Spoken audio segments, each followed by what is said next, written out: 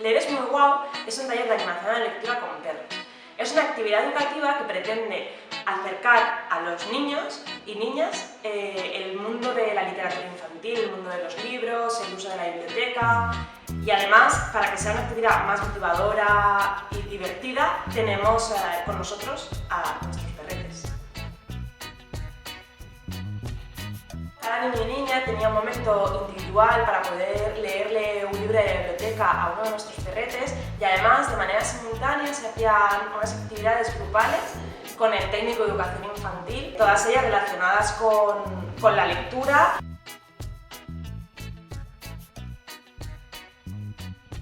Es un taller inclusivo donde participan niños con y sin diversidad funcional.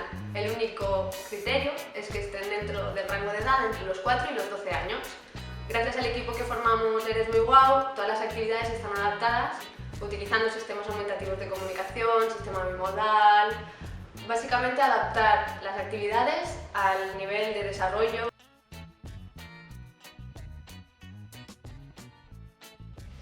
El equipo de Leer es muy guau está formado por humanos y perrunos de la Fundación Acabay. El equipo humano está compuesto por 2 técnicos en intervención asistida con animales y un técnico en educación infantil, aparte de voluntarios de la Fundación para dar el apoyo necesario a niños con diversidad funcional.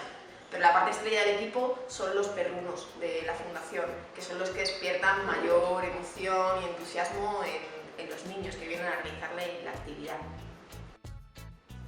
Una de las cosas que más me ha llenado de este proyecto han sido las reacciones de los niños. Cómo entraban a la biblioteca, la cara de sorpresa y de alegría cuando veían perros dentro de la biblia, que es algo a lo que no están habituados.